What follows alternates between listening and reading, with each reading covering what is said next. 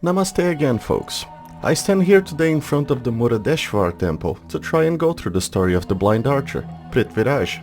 But the temple is in Karnataka, not Rajasthan. Yes, Shiva, I know that. But I didn't know that when I started designing this. Also, don't be shitty just because your Gita isn't as famous as the Bhagavad Gita. Can you believe her? Prithviraj, whose name I now know how to pronounce at least acceptably, has quite a story, and it starts with us having to defend one of the two great town centers. I find your lack of conviction in our troops concerning, Kaimbaza. Get out of here, it's my town center. Much better liberated, but I think maybe I can take both of them. Ooh, fun, we're going hunting. This is also mine, and I won't trade it for anything. Hells yeah, for Garuda or Rama or whatever. With the town centers liberated, we receive new objectives. Killing Nagarjuna, the red elephant archer hiding out west, or capturing 3 relics, which are scattered around the map and would probably take too long, so I'll murder Elephant Man. First stop is Castle Age. Nagarjuna is hiding behind walls and I need siege. Very sweet of Mr. Bardai to point out where the relics are, but no, I don't want it. Oh great, the only quarry around is next to an enemy dock. Guess I better call the flame crew back. Having the enemy trade routes nearby is gonna get quite annoying, but I can't destroy this market if the game decides to go long. I need siege to avoid this problem. Oh yeah, the gurjaras have elephants instead of rams. I'm already seething looking at this dipshit camping under a castle. Look at this. Prithviraj is just a huge bully. He waits until the trade cart goes into panic and goes back to his place, just to go back to bully him a bit more after. I like the direction where this is going. Time for a castle. I'm excited to check out the unique unit. If there's time, because we move now. The Greek fire never disappoints. Oh, I have a siege workshop here. That'll make it easier for me. I'm quite happy the elephants have so much HP, because by Shiva, they are slow. It's nice to see they left me a tower to test the strength of the elephants. Nagarjuna didn't like me plundering his trade routes, but that's not gonna stop me. I've heard there's a princess far ahead. Now a little break to wait for the elephants. Good thing I'm ahead of schedule, because it's insane how slow they are. At least they make up for it by plowing through the gates. Just need to rush in and... another layer of walls. No problems, we can deal with that. Hey Nagarjuna, this is not personal, just business. Just kidding, I'm enjoying squishing him with the debris of his once standing castle. I like how Kimbaza thinks. Let's go for all of India. Birth via flame successful in 30 minutes and 5 seconds. After taking care of Nagarjuna, Prithviraj decided to go on a hunt. But Prithviraj was a madman of unprecedented testicle size, and he went hunting for tigers. Kaimbaza, you're disappointing me again. This is Prithviraj. He will bitch slap the tiger. 0 fucks given. Prithviraj stands there with his crossbow, shooting bolts in between taking puffs of his stray cigarette, while the tiger charges him at full speed. Tiger killed, and Prithviraj disappears in the fog using his teleporting superpowers. Ah yes, a worthy game to hunt, Rajas. We are given a small camp in the middle of the desert, because nothing can be easy, and a new objective, hunting the enemy Rajas. What the fuck? Why are the buffaloes garrisoned in the mill? Following the trend of garrison, 2 of the enemy Rajas are inside town centers, while the Lohara Raja is just chilling inside his walls. This is so weird, I can garrison multiple buffaloes inside the mill. Is this a meatpacking facility? Jayachandra decides to militia rush me at 7 minutes, but I prepared with archers, so no issue there. Apparently I pissed off the tiger community, and they're coming for my villagers now. What the shit, how many of them are there? I might need to commit extinction. Wildlife cleared and I can go back to the plan, and I'll need siege here for those pesky walls. Gurjara villagers might be top 3 most hardcore villagers, fighting tigers like it's nothing and hunting elephants with bows at almost point blank range. Enough shenanigans, let's scout the perimeter. We find a dacoit camp and destroying the defenses gives us a dock. Pointless, but I'll take anything free. I feel Jayachandra will come back, so I'll build a castle here for protection. Called it, and this time they came with archers. This dock is the worst gift ever. Apparently the tigers are just camping the resources around me. Castle has been finished, securing the north, and we march south to scout the Chalukya. Fortunately, their base is as unprotected as mine, and I bully their villagers while the elephants make way. Go on, little buddies. I believe in you. The flames engulfing the Chalukyan town center forced the Raja to abandon ship. Just what I need.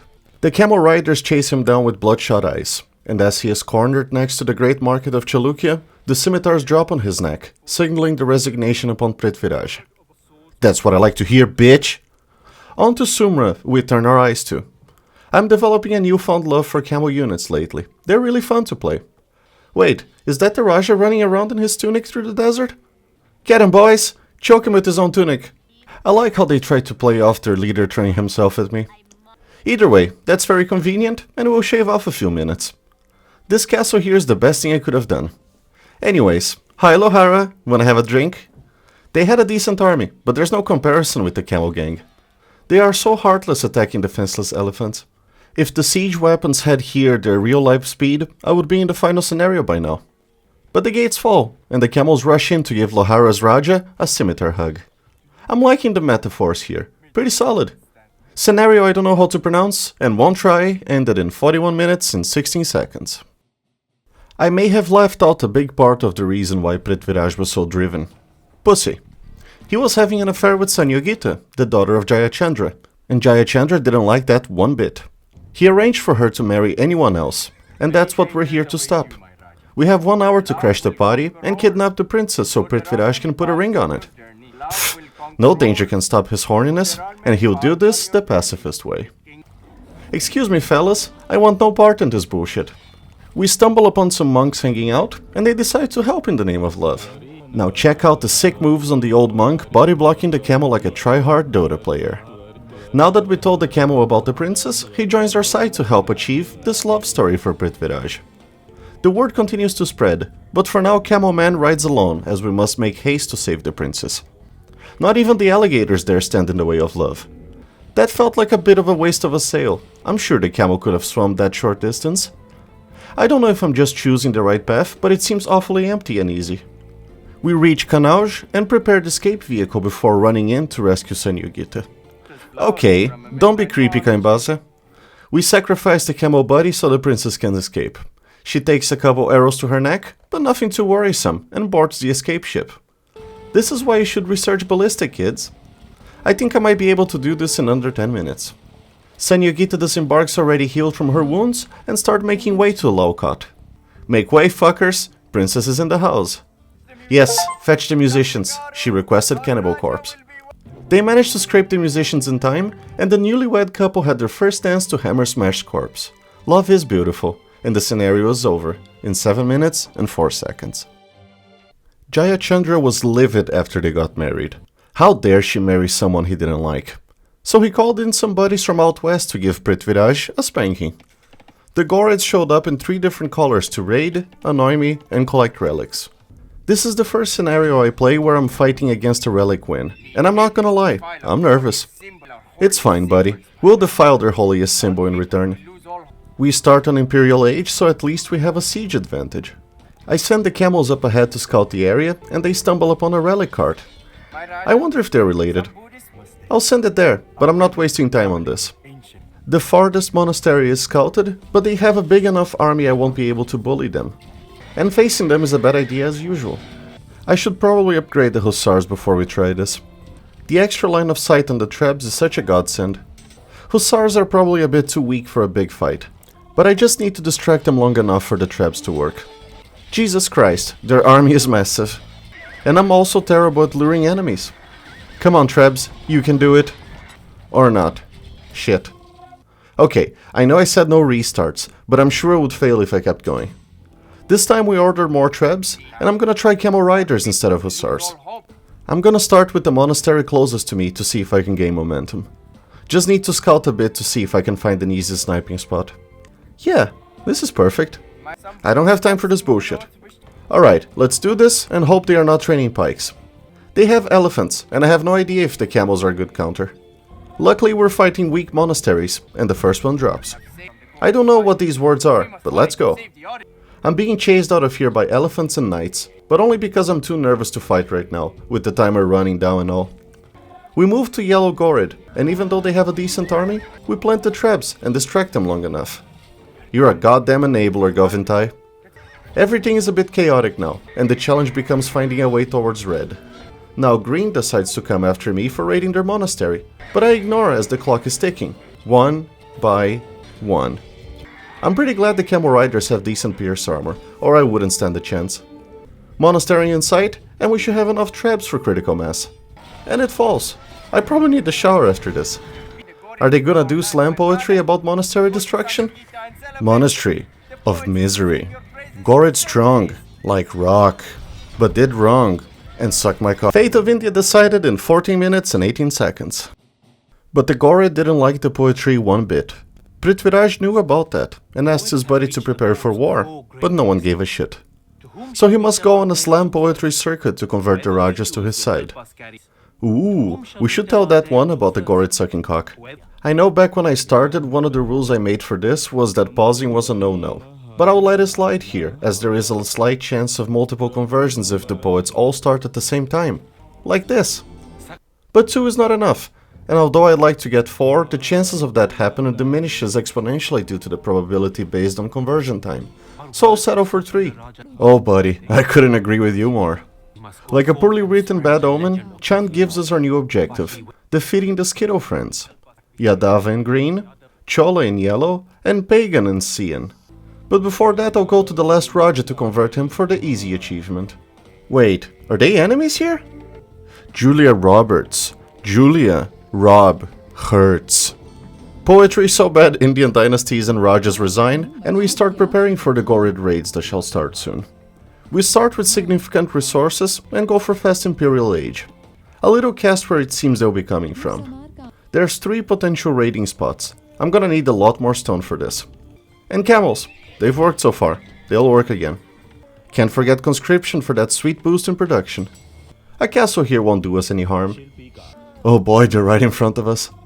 If the game follows its usual raid systems in campaigns, I might be over-preparing, but you never know. I'm gonna get some archers as well, because food is scarce these days. Fuck it, I'm gonna buy some stone and build another castle. You can never be too sure. Now I feel safe. Bring it on, Ghorids. Oh no, they're also bringing camels. At least it's a fair fight. Wait, was that it? They sent a few more units and an elephant, but we survived it with grace. Next raid is in 20 minutes, which gives us time to prepare for the bullying of Yadava. Apparently they heard me and decided to come confront me for choosing them first. Bad judgment call. Now I want to wipe the floor with their face even more. The army composition here is simple but effective. Camels and trebs. Trebs destroy big building, camel stabs elephant. Oh no, a castle. Good thing I brought trebs. The castle falls. I wonder what's needed for them to call it quits. There's some lost Chola units around here, but the focus is ending Yadava before the next raid. Oh look, another castle. And look, another castle gone. I don't know if it's the solution, but I'll raise this area just in case. Yadava still hasn't resigned. There must be some more out west. As predicted, another pesky town center hides in the fog, and once that problem is dealt with, Yadava resigns. And would you look at that? Chola is just south of here. First I turn Yadava neutral so I can trade with them. The Chola could smell camel shit from a distance and intercept us on the way. Their castle is nearby, very convenient for us, and quick to reduce it to dust. And the town center right next to it is found, as the ghorid came back to annoy me when I had forgotten about them. It's not looking good for the northern castle, but at least in the south the town center falls, and we start a tactical retreat because all camels died. Shit, I forgot to research murder holes. We push on to Chola just to find out they train halberdiers and have my camels shred to pieces. Gold is scarce these days, so I have to settle for skirmishers. Yes, I am training skirms. Chola gets cocky after the last fight and come for my most undefended camp, an opportunity to ram them from behind. Hey guys, where do you think you're going? I lost some units in the tower, so overall decent trade-off. And since we're already here, let's make a bit of a mess. There's another town center here, and now there's not. I bet you're regretting your decisions now, right Chola? Just missing the castle as important buildings, and they start a trap war with me, but it doesn't matter. Nothing can stop Prithviraj's poetry. You too, Pagan? What is this hatred towards poetry? Thankfully they're even weaker than Chola. Speaking of Chola, I got distracted and forgot about them. I'll have to go back there after the raid. Jesus Christ, that's bloody. Since we have a siege workshop here, let's use it for good. Okay, at least now I feel like I'm ready for the raid. Let's see Ghorid try something funny now. And here they come, with anger in their hearts for me making fun of their leader. Countless bodies atop of horses charge our defenses. I'm bored of defending, let's bully Chola again. Alright, don't overextend you morons. The Gorids also got bored, and now I can focus on the final objective. Poetry. Elephants in your plains. Camels without reins. Market up in flames. Chola with labor pains. Okay, I'm sorry, I'm gonna stop now because slam poetry is awful to even make fun of. Pagan better not think I forgot about them attacking me. Elephants go to town, and holy shit, the town center just melted. I'm pleasantly surprised by the variety of the maps in this campaign. The assets fit really well, and the transitions from desert to jungle are quite pretty. Trebs aim at the castle, and as it hits the ground, a nice villager holds the door for us to pass. Thanks, Mrs. Villager. Sadly, the siege couldn't make it in time. Big surprise. I'm so glad there was virtually zero naval warfare in this campaign. Oh, cool! Pagan had a wonder. Let's torch it. With the Golden Pagoda falling, the rest start suiciding in a truly victorious fashion, signaling the end of Pagan. He wasn't wrong. It's 1,000 years later, and we're here making poetry about him. The legend is safe for the foreseeable future, and it only took me 1 hour, 24 minutes and 15 seconds. Total runtime, 2 hours, 56 minutes and 58 seconds. Considering how hard people try to portray this campaign, I think I did a phenomenal job at keeping the time slow. The last scenario was definitely tricky to play, and I was on the edge of my seat the whole time, but it wasn't anything crazy hard once you get the hang of the raid timing. Very fun campaign nonetheless. Partial time now stands at 114 hours, 24 minutes and 41 seconds. The poll for the next campaign has been up for some days, and it seems you guys really want me to go back to Italy. I'll never complain about the chance to eat some proper spaghetti and fighting Normans.